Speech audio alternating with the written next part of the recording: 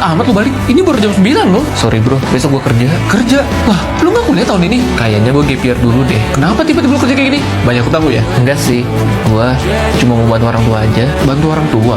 Orang tua lu banyak utang ya? Oh alhamdulillah enggak kok. Cuman gue kasihan aja sama ortu gue kerja bantu gue biayain gue terus. Jujur gue gak tahu apa gue bisa kerja dengan baik di kerjaan pertama gue besok. Tapi untungnya orang tua gue kasih dukungan ke gue, kayak ongkos, dibawain bekal.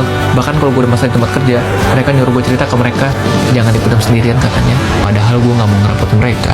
Gue mau belajar mandiri biar bisa bikin mereka bahagia. Ya gue beruntung sih punya ibu sama ayah sepedulinya sama gue. Nik, sebelum lo balik, ini buat lu. Apa ini bro? Itu lor kecap kaki 3 rasa melon orange, rasa gabungan melon sama jeruknya. Cocok buat lu pas istirahat jam kerja nanti. Makasih banyak ya bro. Kalau gue udah gajian nanti, gue pasti traktir lu. Duh, gak punya pacar itu bosen banget ya. Iya, nih gue juga bosen jomblo mulu. Lihat nih, teman gue baru aja dapet pacar cuy. Enak banget ya dapet pacar cakep kayak gini. Wih, mantep juga tuh cowoknya. Hah? Mantep cowoknya? Gak gitu maksud gue. Maksud gue tuh enak juga tuh cowoknya, punya badan yang berisi, wajah yang ganteng. Pasti banyak tuh yang mau sama dia. Aneh banget lu. Ngapain lu mesti ngurusin cowoknya? Gak gitu maksud gue bro. Maksud gue tuh kalau gue bisa kenal lebih dalam sama cowoknya, gue kan bisa. Bisa apa?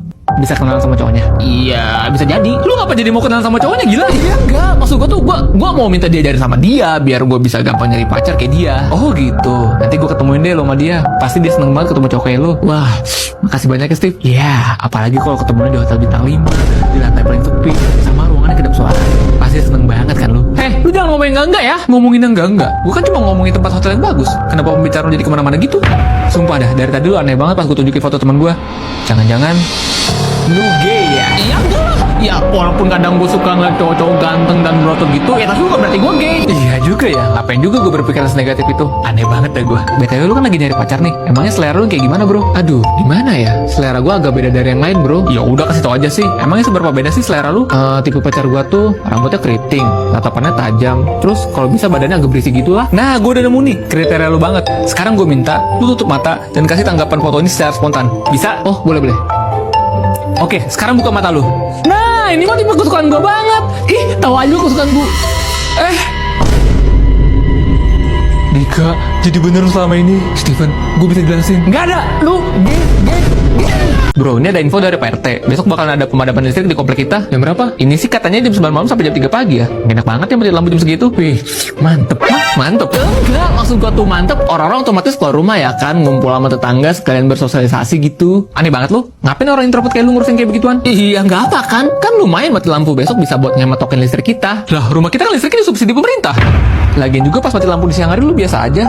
Tapi pas tahu malam, kok lu semangat begini ya? Iya itu, maksud gua tuh beneran semangatnya tuh akan hal yang lain. Kok jadi beneran semangat buat mati lampu besok? Nah dengerin dulu penjelasan gua. Penjelasan apa? Sekarang gua tanya, siapa tetangga yang lu kenal di komplek ini selain gua? Ada kok, itu si Kavina. Kavina ya?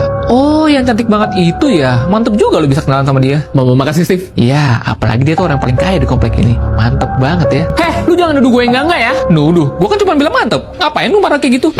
Dan kalau misalkan gua mau nuduh dengan kejadian mati lampu besok, lu mau maling ya? Iya enggak dong. Ya emang sih gue sering mampir ke rumah Kavina setiap hari kalau nggak ada suaminya. Ya tapi bukan berarti gue mau maling rumahnya ya kan. Lagi unik aja kan gue mau maling rumah tetangga sendiri gitu. Bener juga lu ya. Ngapain juga ya gue berpikir negatif itu. Aneh banget ya gue. BTW suami Kavina kemana? Gue jarang ngeliat dia. Kalau suami lagi dinas di luar negeri bro sama 3 bulan. Wih, lu kok bisa tahu banyak ya? Udah kayak maling aja yang mau mantau rumah orang. Apaan sih? Ya enggak lah. Terus apa rahasia lu bisa tahu banyak itu? Kalau bukan maling ngapain takut ya kan? Gue bisa tahu banyak karena gue selingkuhannya bro. Makanya mati lampu besok. Dika, gue gak nyangka lu selama ini. Steven, gue bisa jelasin. Gue gak nyangka lu selama ini. Lu pembina. Oke, sudah jam 6 sore, waktunya gue pulang. Gak boleh. Kamu belum boleh pulang. Karena saya punya pekerjaan tambahan buat kamu. Lu pikir ini jam berapa anjing? Kok ngomongnya toksik gitu? Oh, maaf pak. Kamu pikir sekarang jam berapa? Wah, manusia tidak punya otak. Saya kan juga punya kehidupan di rumah, goblok. Karena kurang ajar kamu ya. Kamu usah pecat. Ya gak mau sebenarnya pak. Cuma ngotak dikit lah anjir. Ini kan udah waktunya gue pulang. Bacot. Ini ada proyek dari klien yang harus selesaikan. Dan cuma kamu doang yang bisa lembur hari ini. Paham? Saya dapat uang lembur nggak pak? Oh dapat kok. Hadiah 2M. Wah seriusan? Iya. Makasih mas. Gue udah mau diperbudak kamu terus. Gue gak bakal kerja lah dari kerja mukul lagi. Karyawan biadab lu ya. Lu gue pecat sekarang juga. Seriusan? Kenapa? Takut ya? Asal lo tahu ya, nyari karyawan kayak lu tuh gampang buat gue mah. Seriusan gak apa? Kalau saya sebar foto bapak di hotel sama cewek lain. Loh, kok bisa tahu? Iya, apalagi ceweknya masih SMA lagi ya kan pak. Makanya gue minta panas di kantor nih pak. Dika, please jangan sebarin aja saya bisa malu. Iya, Apalagi kalau istri sebarin istri bapak ya kan Pak. Oh ya kalau nggak salah istri bapak itu namanya Tina kan. Jadi Kak, kamu sekarang boleh pulang tepat waktu, jabatan sama gaji juga saya naikin ya. Nah gitu dong, kita kan sama-sama enak ya kan Pak. Yaudah kalau gitu saya pergi dulu ya Pak. Saya mau ketemu doi dulu.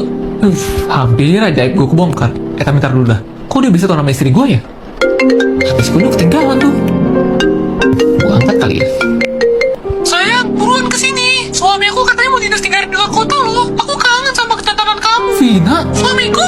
Dika, kamu kemana aja? Absen kamu banyak banget yang bolong loh. Maafin saya Pak, saya nggak sempat sekolah seminggu ini. Nggak sempat ngapain? Paling kamu bolos rental PS, ya kan? Kamu harus contoh adik kamu Tono sama si Jono. Mereka rajin masuk, pinter pula. Alhamdulillah, adik saya sekolahnya bener. Udah, besok kamu panggil orang tua kamu ya. Bapak mau ngomong sama mereka perihal absen kamu. Aduh, maaf Pak, kayaknya nggak bisa deh. Loh, kenapa? Ayah saya udah cerai sama ibu saya setahun yang lalu. Terus ibu saya udah meninggal 3 bulan yang lalu.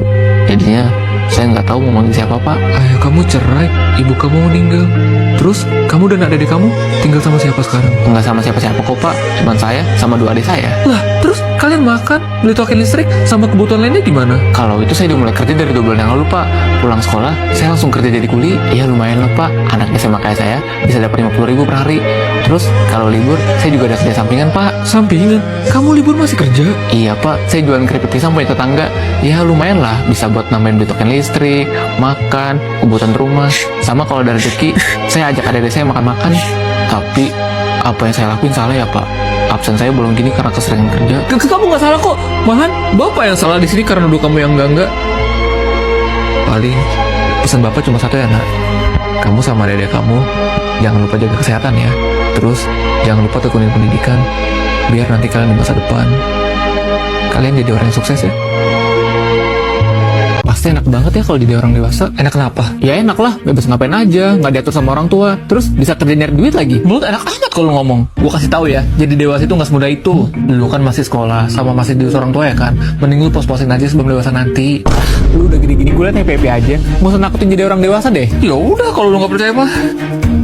Gue denger sekarang lu udah kerja. Gimana kerjaan lu? Aman bro. Bacot. Loh, aku bacot? Kenapa lu? Katanya enak nyari duit. Enak apaan coba? Masa nih ya, gue kerja di gaji 2 juta aja, bos gue nyuruhnya gak ada otak. Udah gitu gue mesti bayar kosan sendiri, makan sendiri. Aduh, repot banget hidup sendiri ternyata bro. Gimana? Enak jadi dewasa? Kan gue udah bilang, jadi dewasa itu gak semudah itu bro. Susah nyari kerja, kosan mahal, belum yang lain-lain. Dan lu dengan bangganya pengen nikmatin jadi orang dewasa. Iya, gue baru sadar bro. Harusnya gue paham realitanya kehidupan dewasa. Sekarang apa gue mending berhenti kerja terus balik lagi ke orang tua gue ya? Jangan bro, gak usah ngerepotin orang tua. Kita sebagai perintis pasti bisa ngejalaninnya kok. Hah? Perintis? Nah, kamu masih mau kerja di tempat kayak begitu? Aku kayaknya gak kuat pak. Aku balik lagi aja deh. Lagi ngapain sih kamu kerja di tempat kayak begitu? Kalau kamu mau kerja di perusahaan papa aja, bisa papa angkat lu jadi manajer. Iya juga ya. Boleh deh pak. Lah, bapak lu orang kaya ya? Ya lumayan sih. Bapak gue punya perusahaan 5. Terus usaha dia banyak banget.